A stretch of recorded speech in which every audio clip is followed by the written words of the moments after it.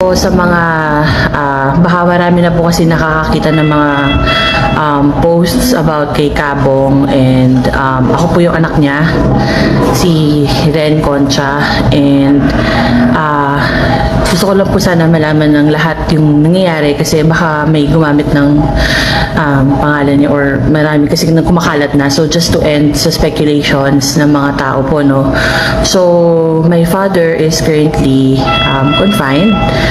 Meron po siyang hemorrhagic stroke. So, nangyari po ay may pumutok po na blood sa kanyang may putok na na vein or artery or something. Di po kasi ako medically aware sa mga bagay-bagay. Hindi po ako medical student or what.